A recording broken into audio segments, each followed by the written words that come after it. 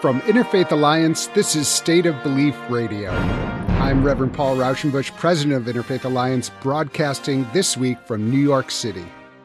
One of my great-grandfathers was Louis Brandeis, the Supreme Court Justice, who was also known as the People's Attorney.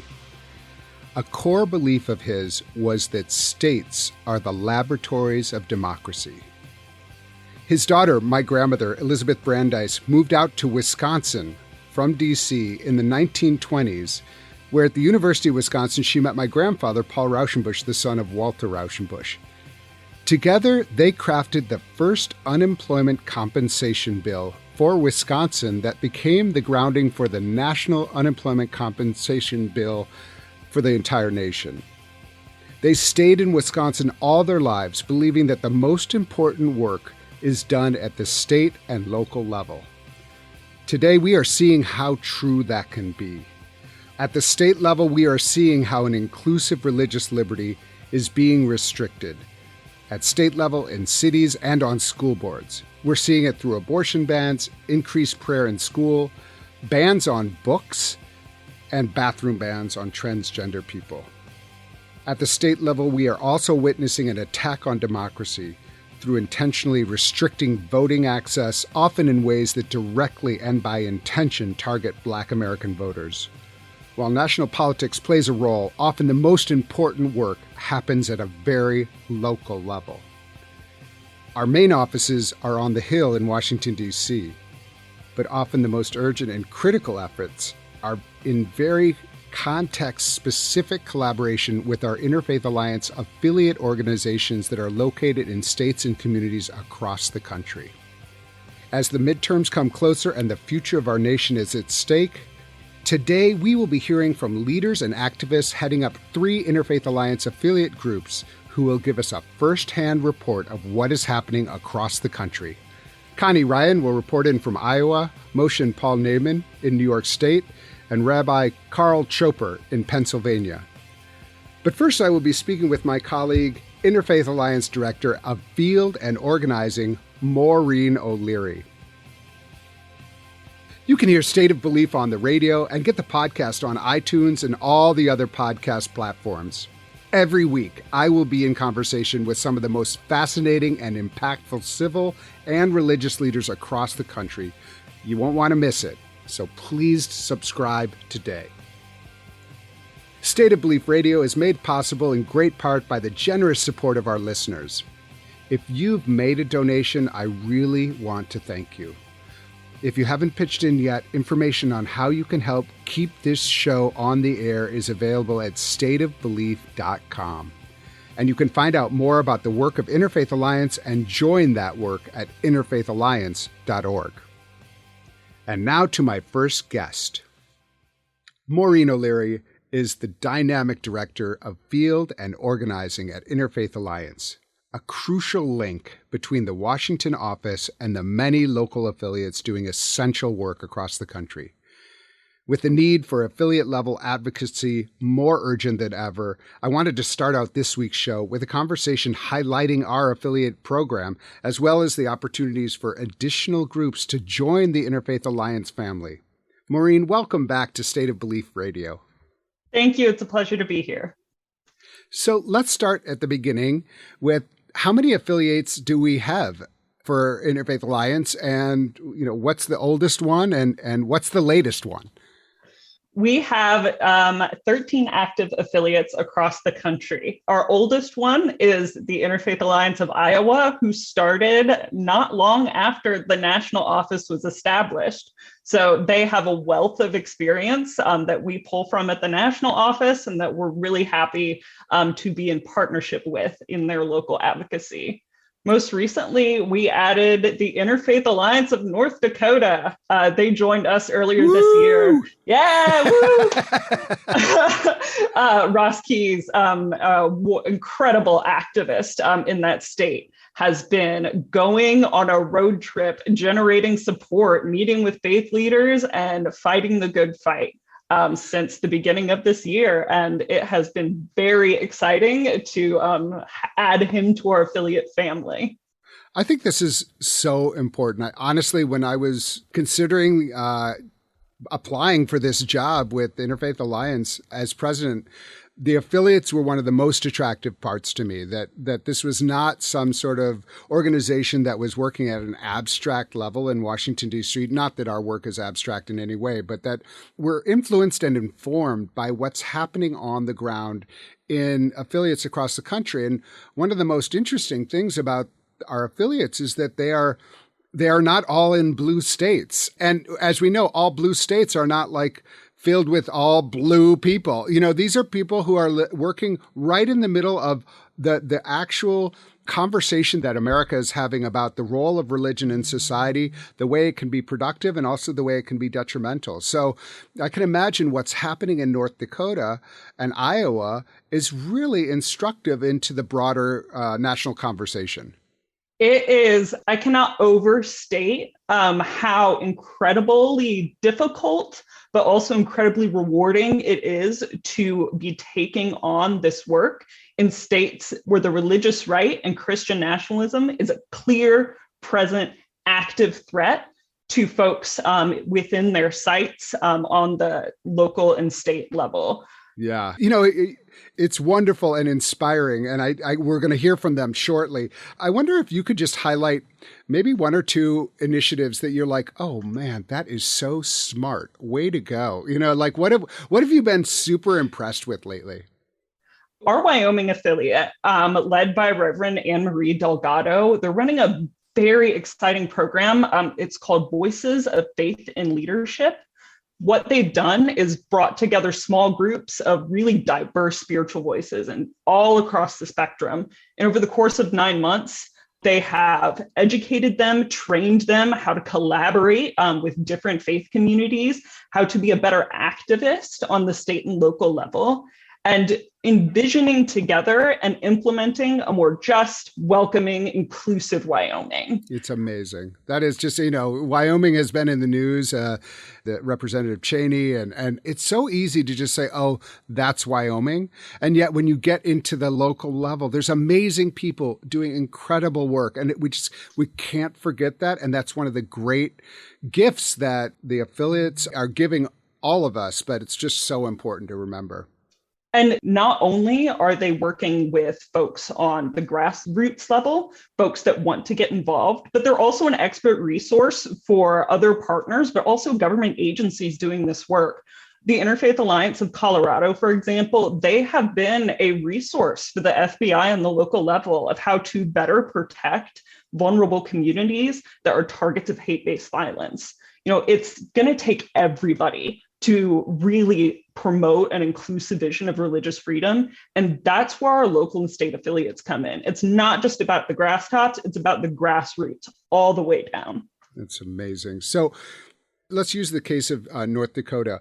How did they decide to become an affiliate? Because what I really want everyone listening is to be thinking about, there's lots of ways to be working with Interfaith Alliance. Affiliate is just one of the ways. But if someone is all of a sudden thinking, I want to be in relationship with Interfaith Alliance, I want to have that kind of resource. How did that happen in North Dakota? And how could you suggest to people who are listening who might want to start something in their own community, what they should do? Ross Keyes, who's now their executive director, was the point of contact that reached out to me. He says he classes himself as a hopeful agnostic, which is another reminder that we are a network that includes people of faith, but also people of no faith affiliation that want to be part of this work. But in his activism, he realized the power of interfaith networks in moving towards social justice and promoting change, pushing back against policies that erode the separation between religion and government. So he reached out. He said, hey, I want to do this work. Interfaith Alliance seems like a good home for what I'm interested in. How can I get more involved? Throughout our conversations, I have helped him. We've been together in building up at the Interfaith Alliance of North Dakota. And that's where the national office can be really helpful. People want to get engaged, but sometimes we don't think that it's possible. We don't feel like we're qualified. We don't feel like, we as just one person have the capacity to make the difference. It's not true. We are here to help you if you want to get involved. Absolutely. And some of the things that we offer, I mean, I don't want to lead with money, but we do give out grants for great ideas that some of our affiliates have. We also offer, well, you know better than I, but things like media training, things like organizing, so we're not kind of saying, okay, now you're an affiliate, go do the work. It's actually an invitation to be in community and conversation with not only the national office, but also other affiliates. Yeah, and we gather as an entire affiliate network regularly to share ideas. We bring in guest speakers that can, really information share on the kind of issues that these folks are facing on the ground. Again, it is possible. All it takes is making that first step. And we're here to equip you with the tools you need to go out and make the kind of change that is so important at this time on the state and local level. I love it. And also just to recognize again that you don't have to be like the most pious kid on the block to do this work. Interfaith Alliance really does include people of faith and no faith. What we are trying to do is recognize the importance of faith in the broader community and the power to mobilize people, and also to recognize that there are some who would want to impose a faith tradition on everybody else. And it will require all of us. And if you didn't catch it, that was Christian nationalism right there. It's like people trying to impose a morality or a doctrine on the rest of us. It's going to take all of us to push back this threat to America and to American democracy. So I think that's just great. Before I ask you exactly how people can get in touch with you, I want to bring up your latest trip to an affiliate, which I did not know was an option, and I am planning it already for me. But we have an Interfaith Alliance Hawaii. And so tell me what you saw there. I assume it was not all surfing for you, but tell us about Interfaith Alliance Hawaii and some of what you saw just being on the ground with them. Yeah, Paul Gracie, the president of the affiliate, he kept me very busy, which I was appreciative of. I'm a former Oahu resident, so it was really nice also to be back in my old stomping grounds. But Hawaii has just a really amazing, rich cultural and religious diversity that really is not reflected in a lot of places on the mainland. The issues that affect them, just as every other state, has their really unique local needs and issues. Getting on the ground with Paul, being able to see what is affecting their community and how different faith traditions, especially in a state that has such a wealth of diversity, are coming together to do this work. Sometimes it's not easy to get a bunch of people that come from different backgrounds to come together, but that's the really unique role that Interfaith Alliance affiliates can play. They can be that convening place for people that want to do this work. It's absolutely imperative that people understand what's happening in Hawaii can be understood by people outside, but it really is the Hawaiian experience. And it's really important. Like what happens in Iowa is what's happening in Iowa. And that's the reason, we have a national office, but these affiliates are really important. And the local traditions, the original traditions of Hawaii are in play. And I know that that's true in other states as well. Like, how do we interact actively with the First Peoples, the Native peoples in those communities? It's so exciting to hear about the work out there. We're going to hear more in just a minute. But thank you so much for being with me. And the last thing, what's the first step that people should take if they're interested in becoming an affiliate or learning how to start that process? The thing that I would suggest is to email me. I love talking to people that are interested in this work. It really excites. I mean, that's why I do this, right? It really excites me to empower people that want to get involved to be able to do something. So my email is MOleary, so that's MOLEARY @interfaithalliance.org. Reach out to me. I will always make time to speak to someone that is making things happen on a local level or wants to. You can also visit our website under Get Involved, and that will also help lay out for you some of the steps in becoming an affiliate. Maureen O'Leary is the Director of Field and Organizing at Interfaith Alliance, a critical link between the organization's national office and the state-level affiliates that are addressing some of the most pressing issues we face today. So thank you so much, Maureen, for being with us today. For sure. Thanks for having me. We're just getting started with this look at state and local organizing at Interfaith Alliance affiliates across the country.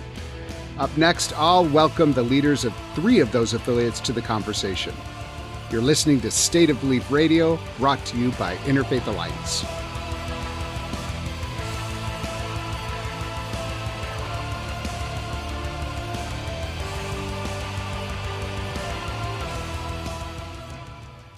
Connie Ryan is the longtime executive director of Interfaith Alliance Iowa. Reverend Paul Naiman serves as president of Interfaith Alliance of Upstate New York. And Rabbi Carl Choper is president of Interfaith Alliance of Pennsylvania. Each region of the country is facing its unique challenges headed into the midterm elections, and sharing of strategies and resources is an essential part of taking on those challenges. That's why I'm so excited to have a chance to explore both the challenges and the solutions with these effective, experienced leaders. Welcome, everybody, to State of Belief Radio. Glad to be here. Thank you, Paul. Yeah, very glad to be here. Rabbi Carl, tell us a little bit about what's going on in Pennsylvania from your vantage point as head of Interfaith Alliance in Pennsylvania, as well as a rabbi. Yeah, well, we have actually 2 very, very important elections, one for governor, one for Senate. And the governor's race is candidate Mastriano, who is really a Christian nationalist, and his campaign is rooted in the churches. He has biblical verses on his campaign signs, and it's really rather upsetting because the Republican legislature is likely to want to do what he would want to do. He is a proud Christian nationalist, and I think for people, as a Christian myself, I find him threatening and dangerous. I think for people who are of other traditions, it feels existential. And, when he first announced for his candidacy, I read about it in the Jerusalem Post, because the Jerusalem Post covered the fact that they were wearing a tallis and blowing a shofar, and they were saying, what is happening in the politics in Pennsylvania? Yeah. And the fact that his opponent is Jewish, it feels to me like one of the most overt challenges that Christian nationalism is posing to the country. And I'm curious, just for you, Connie, how you're seeing Christian nationalism show up in Iowa. I think Pennsylvania feels like an extreme example, but I actually don't think it's outside of the norm right now, unfortunately, the way people are bringing faith into this election. Yeah, so thank you for having us on, Paul. We appreciate being able to have the conversation. Christian nationalism in Iowa looks a lot like what you see across the country, and whether it's in our legislature and the legislation that we're seeing introduced, occasionally passed. But even if it is just introduced, it is bringing different issues that are driven by Christian nationalists into the public conversation. And that does nearly as much harm by just normalizing some of those issues and bringing them into the public square, so to speak. So what issues do you think Christian nationalism is really bringing to the fore? In Iowa, it is several things. There are issues around race and racism that we have seen in multiple pieces of legislation, and some of that is the narrative around critical race theory, which is not really a thing. We all know that critical race theory is not taught in public schools at the K-12 level, but having conversations around race and racism is important in a lot of different contexts in our schools. So there's that issue. It is reproductive freedom and attacks on the ability to access abortion and other reproductive health care things that folks need.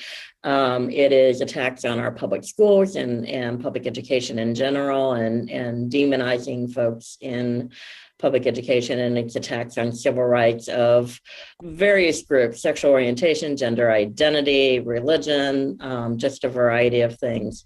So we've seen that in legislation. We also see that in the conversation with candidates for public office in the midterms at all levels. We have a contentious congressional race in 3 of our 4 districts, as well as a Senate race with Senator Grassley, who has served for 62 years. Wow. But a really, yeah, literally longer than I've been alive. And a candidate, an admiral, retired admiral from the Navy, who is bringing some really important issues to the table as well. But we're seeing that there. We're seeing it certainly in the governor's race, and attacks by our sitting governor on the person who is running from the Democratic Party, and a lot of racism that we're seeing in ads because it's the first Black woman to run as a serious candidate. It sounds pervasive, unfortunately. That Paul, I'm wondering what you're seeing in upstate New York, and wondering specifically how you are, as not a Christian, as a Buddhist leader, how does what we're seeing as far as Christian nationalism land with you and your community? And what are ways that you're specifically talking about it using the language of your own tradition? Well, it's interesting that in our area, we had a special election back in August for Congress because our previous congressperson, Antonio Delgado, became lieutenant governor. And so there was a special election to bring in a new and against a candidate named Molinari, and Pat Ryan won that. They were both county executives in different counties, but then they redrew the district, and so now the new election will be not with Pat, but with someone named Josh Riley. And the point is that here in upstate New York, it's a kind of demographic you see across the United States. In the Albany, Schenectady, Troy area, part of the Capital District, we're part of that larger area. Specifically, that's where the Upstate Alliance is located here. It tends to be fairly progressive, fairly liberal. Just north of there, Elise Stefanik is the representative. And south of us, where actually our temple is located, it's a toss-up. I mean, it's really 50-50. It runs between progressive and very conservative. The sheriff, who was not reelected this last time, was an avowed oath keeper, had Stewart stay in his house. He wasn't not reelected for that reason. There were some internal things that were going on that was really the cause of it, but it gives you an idea.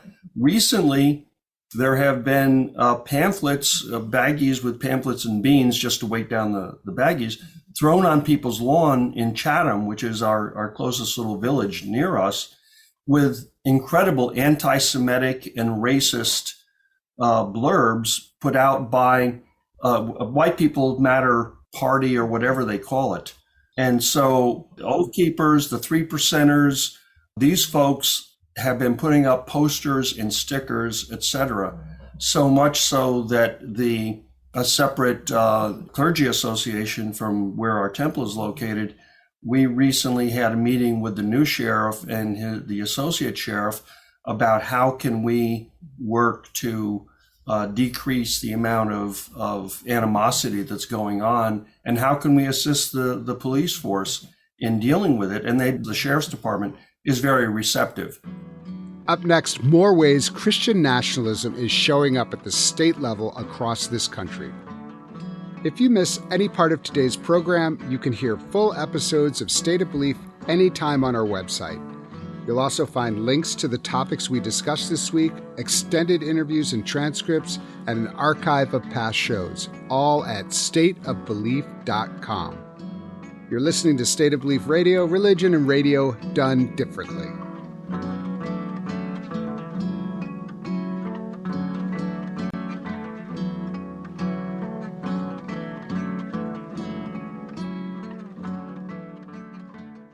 With me are leaders of 3 important Interfaith Alliance affiliates, Reverend Paul Naiman in upstate New York, Connie Ryan in Iowa, and Rabbi Carl Chopra in Pennsylvania. Actually, the tone of the politics of these midterms is bringing up above the surface a certain reality, unfortunately, in our country, of a Christian nationalist, which is also rooted in white supremacy, this strain in our nation, and strain and stain in our nation's history. And unfortunately, I think, Connie, you said this really well. The dialogue of our politics is actually giving strength and credence to what's happening. I just feel like we're in a very dangerous time. And I'm curious from each of you, like, what do you think is the role of the organization you're representing here today, which is the Interfaith Alliance, in pushing back against this kind of rhetoric and also the calling out, when we hear it, the rhetoric of politicians as well as kind of foot soldiers who are creating an intimidating environment for people of other faith traditions, Christians who aren't the right kind of Christians, as well as people who don't ascribe to any faith. I'm curious, Carl, what Interfaith Alliance of Pennsylvania has been doing in response to what we're hearing as far as this rhetoric. Mostly it's about calling attention and networking with others. So there's organizations putting together anti-hate groups, connecting with the Pennsylvania Council of Churches and Power Interfaith, which is congregation-based community organizing. So the politics are really nasty. The Christian nationalism, since there's an element of demonization in there, it ties into that nastiness, that name calling. The demonization of anyone who opposes you, it's a tactic so that anyone who opposes a kind of very specific thin slice of Christianity, but Christian white nationalist agenda is actually, then it becomes a religious thing. I think you have your finger on something there. Religious vendetta. I said that there is this verse on the Mastriano posters, which is about freedom, but it comes from the same section of the New Testament where Jews are called children of the devil, and his opponent is Jewish. And I just don't know how much this is a dog whistle for others. His campaign is so much rooted in churches who would be familiar with these scriptures. Well, the progressives don't have any idea. So part of our role is to try to tell the progressives what these other people are saying. In some ways, what we're trying to do is lift up the religious undertones of some of what's going on in these midterms and help alerting the broader religious and non-religious community about, just to be aware of it, and also the threat it has to fundamental principles of democracy, which is religious diversity and the freedom to believe what you want. This is not a Christian country. This is a country made up of people of all faith traditions and no faith tradition who are working together to become a more perfect union. And I just think it's really important that we recognize that fact right now.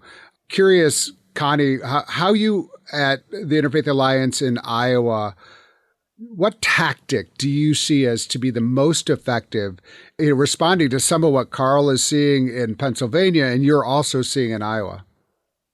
I think that it is empowering folks to use their voices. And so, I often speak out. I'm sometimes quoted in the media.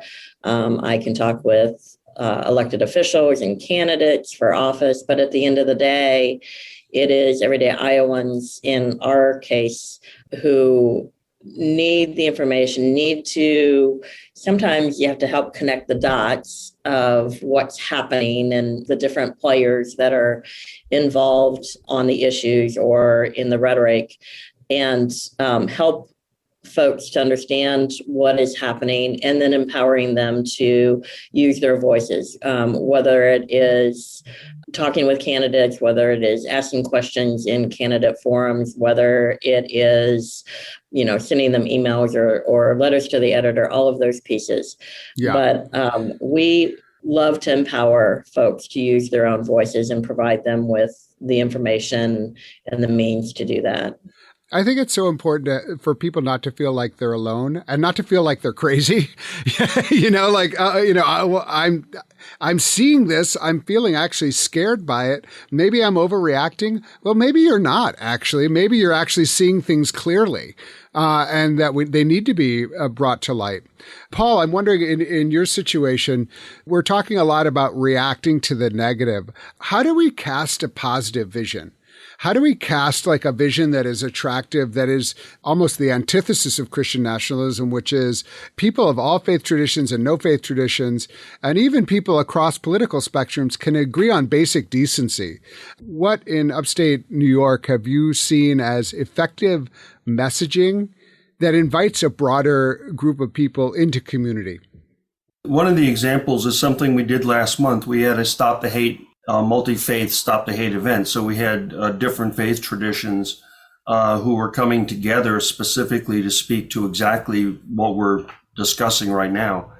Not only does that receive then a broad media coverage, but it also brings people together to discuss how do we view it. And I think you brought up one of the issues that's really important.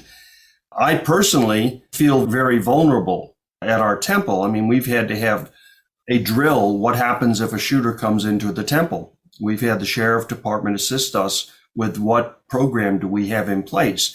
Because as a Buddhist temple, some of the mosques, the synagogues, we've all banded together to promote these issues because we tend to be more vulnerable because we're more not the average organization out there.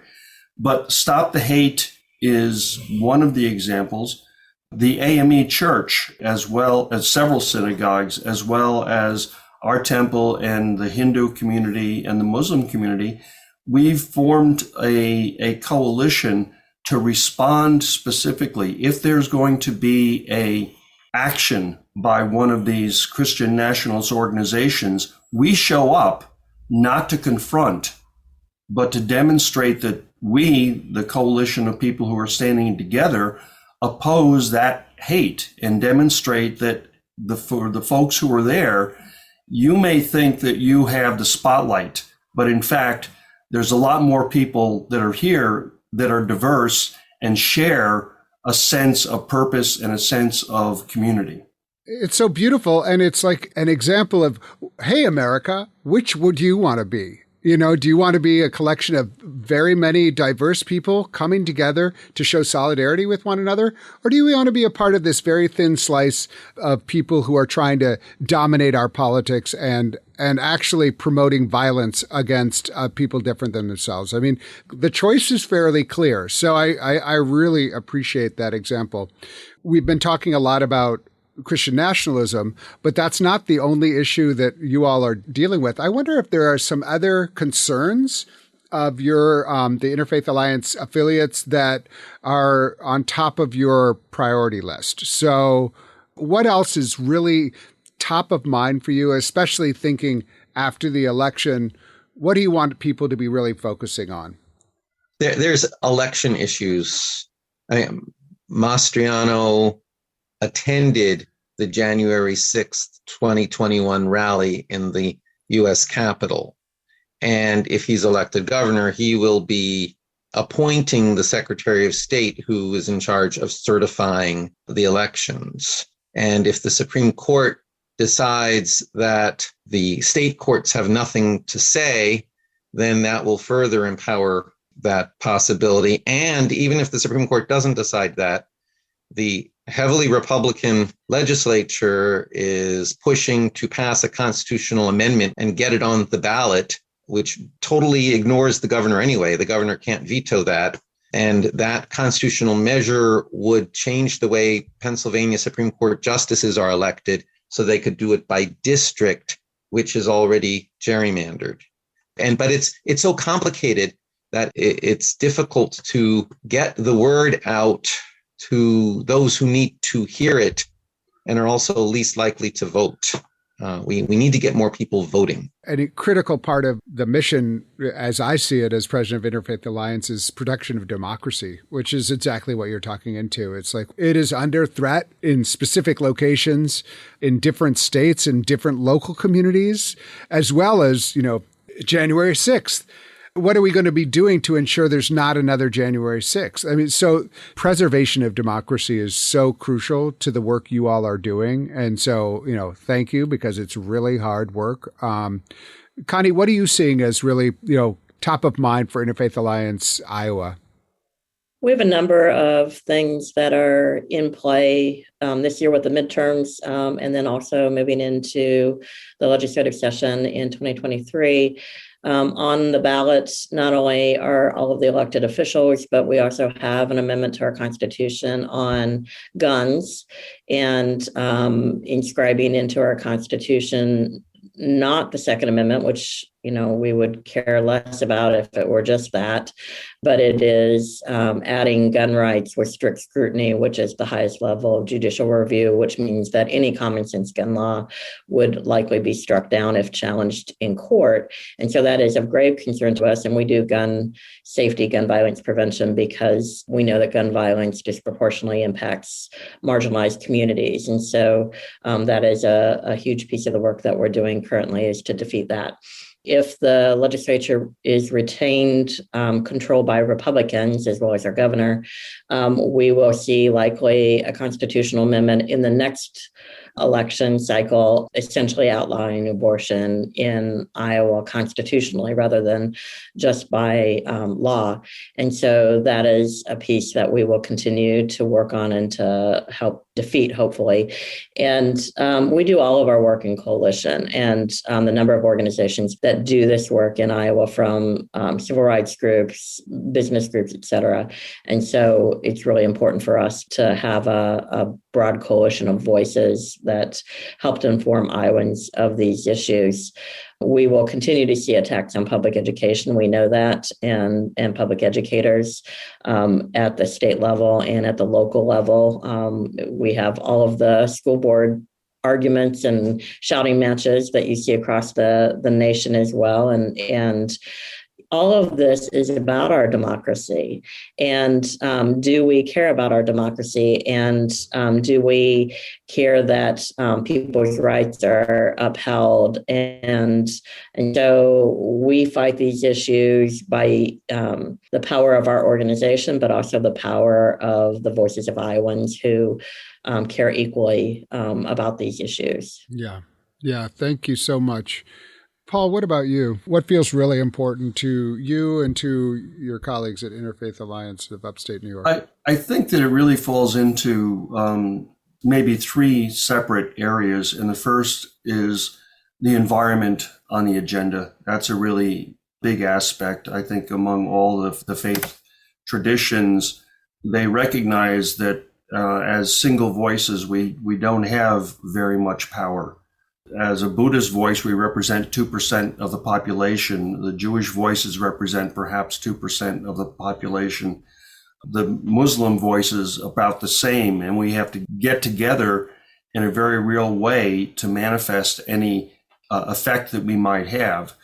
And so the environment is number one. I would say what Connie was talking about with violence, especially gun violence, in the cities in upstate New York, in Albany, Schenectady, and Troy, the number of shootings was so low for so many years, and since COVID has just ballooned.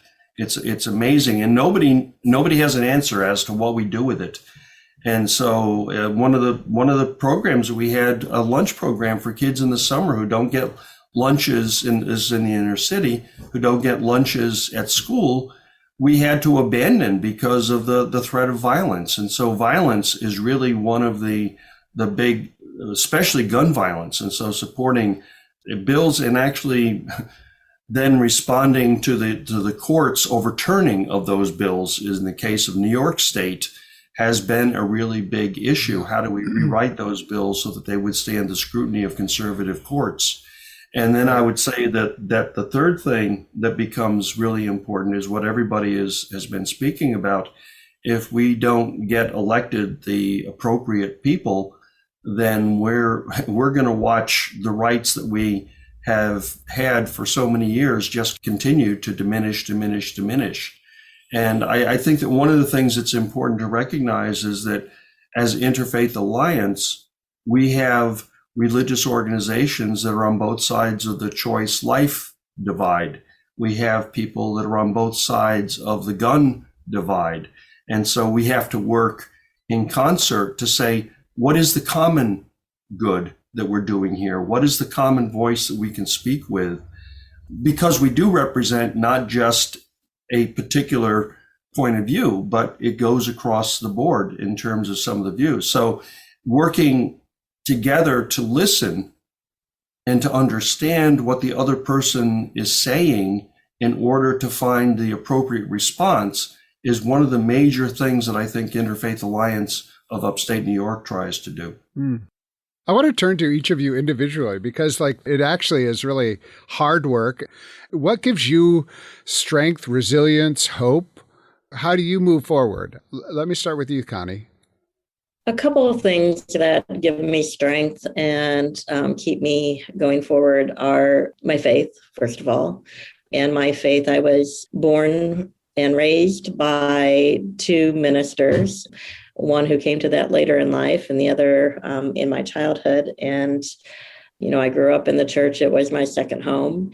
But my version, if you will, of Christianity is that you love one another and you work alongside other folks, and that every person has value and worth. And I was raised that you have to do something when you see an injustice in the world. And so I try to live that out to the best of my ability and get to do this. And I'm honored to do this through the work of Interfaith Alliance of Iowa. I will also say that I have two adult children and they're partners. And I do this because of them as well, and hoping to create a better world for them as they are in adulthood, early adulthood, and future generations, if that were to happen, of our family. And I also do it because I just feel called to do it.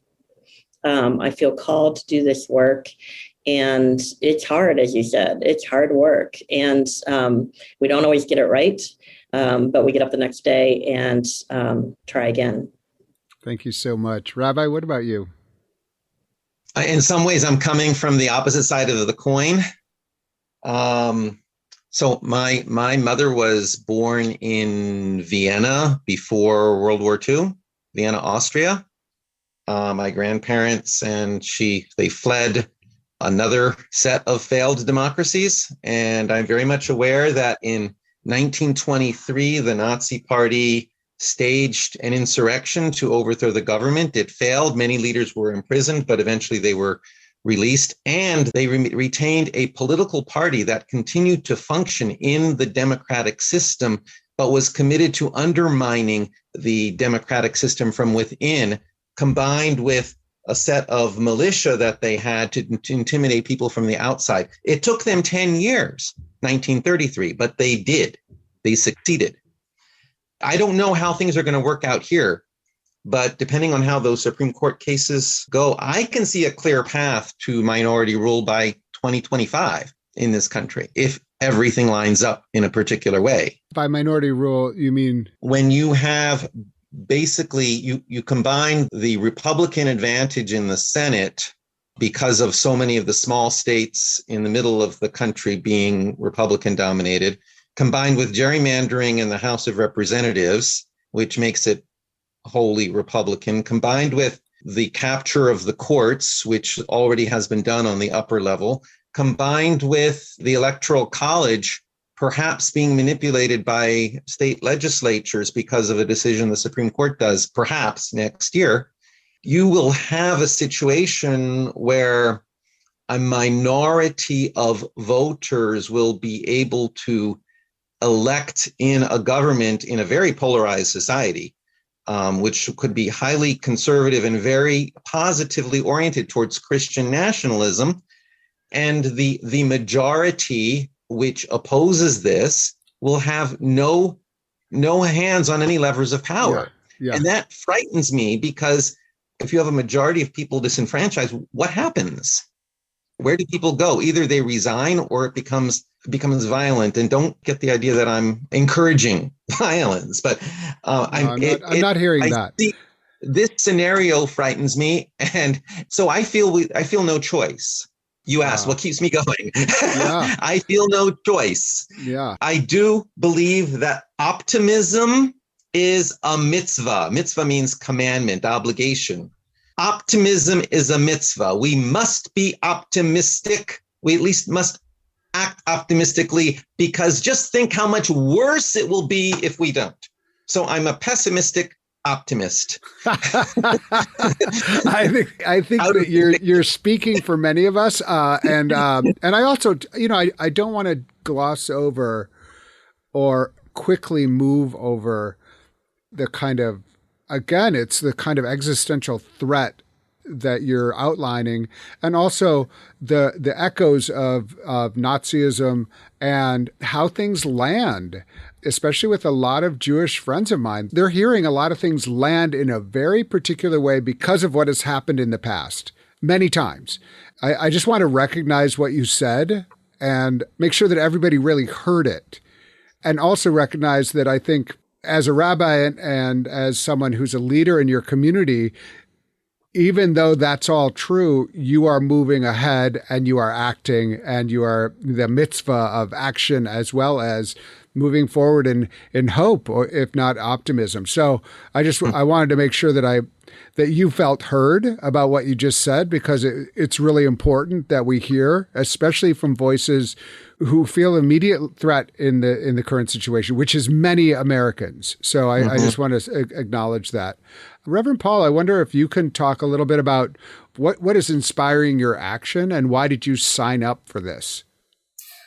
Well, it's interesting. I'll just write on what the other two folks here have been mentioning. My father was a Scots Presbyterian, and my mother was a Sephardic Jew, and I was raised an observant Jew. And I'm Jewish now, since I still go to Kol Nidre service, and I still do the Seder during Pesach. But I think we have to stop back there, and I start with the gratitude to my parents, the gratitude to what they've done for me. And then I look at the gratitude that I have toward the society which nurtured me, and a sense of obligation to pay that back. And I think that too often we are so involved in our own struggles, and certainly we should be, because there's a lot out there to struggle with. But the gratitude for those who have nurtured me is one of the things that I feel is really a necessary element. And the recognition that the interconnectedness between people, the person whom I might be having an argument with because of his political structure or whatever, to recognize that person and I really, maybe philosophically, theologically, whatever it may be, have a distinct difference. We have more in common than not. And how do we find within that commonality something to have a constructive conversation about? And I think that those are the things that really drive me. And I share the rabbi's perspective growing up Jewish and recognizing that sort of persecution, which I personally have felt when I was younger, not to want to see that happen to other people, and to work to the extent that I can so that we don't continue to replicate that from generation to generation. Yeah. So I think gratitude and the sense of interconnectedness and the desire to bring people into the fold rather than to exploit and look at them as the other is how that's what keeps me going, so to speak. I really appreciate all of those comments. One thing that I want to end on is, each of you could do this in your own communities. You could decide, I'm just going to work with the Christians, which is a perfectly fine thing to do. I mean, Christians have a lot of work to do. Also, rabbis, also with Buddhists. What part of you just loves working across religious divides. I'll say for me, I say I have an interfaith heart because my family is also, both Jewish and Christian. And I feel like I'll just say one thing about what you said, Reverend Paul, was, just recognizing that we have a history. And I think of the history of this country of people who have worked across divides to do something great. And, we can look at the civil rights movement to some degree to that and far back. But we're also creating history now. And I just think what you all are doing is creating history of an interfaith movement that's really trying to create a future for our nation. So as a last, final word, like, why interfaith? Why Interfaith Alliance rather than your own faith? Rabbi, can we start with you? Yes. There's part of me that's really drawn to interfaith work because I want to know how other people see the world. And the more I can understand how other people see the world, the more I can see through other people's eyes, the more I can see. And my own world is expanded. And there's also more understanding and harmony. So it's a win-win. But it starts really from deep inside of me and a deep curiosity about how people see the world and what am I seeing and what am I not seeing. Thank you. Connie? When we bring people together to the table from different perspectives and different experiences, it enriches the conversation and the outcome is far better than when we stay in our silos.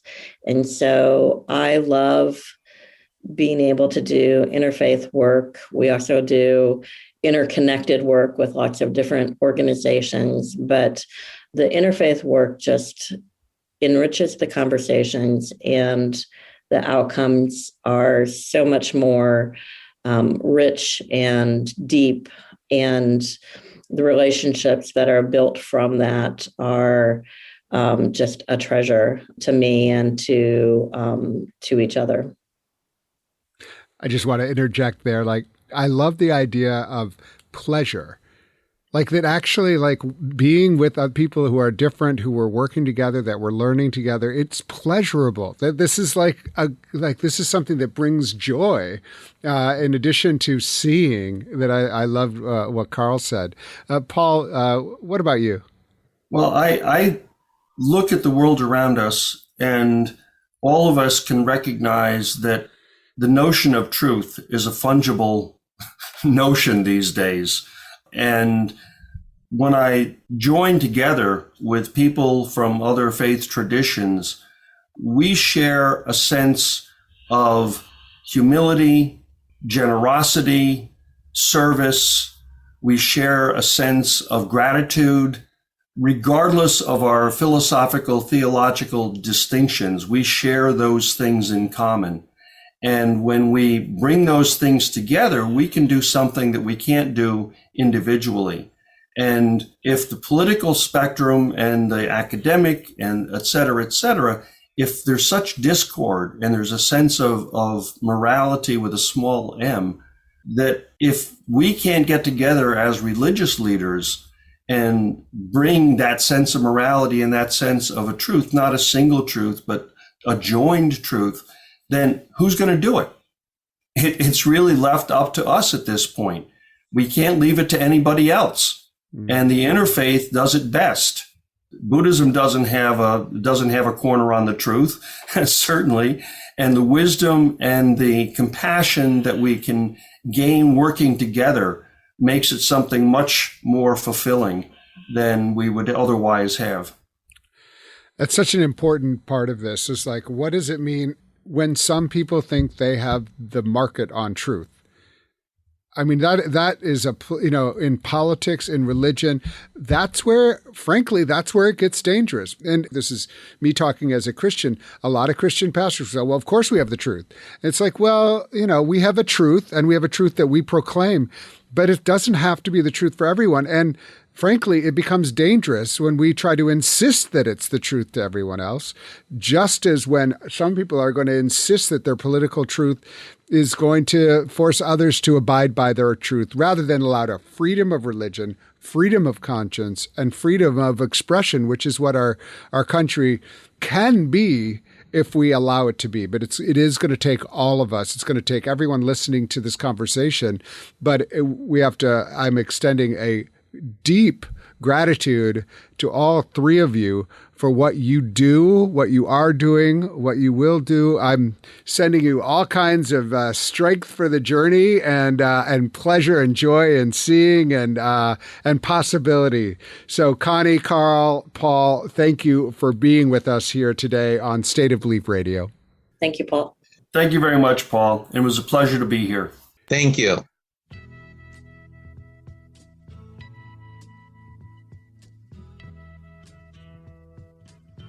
Well, I'm afraid that's all the time we have on this week's show.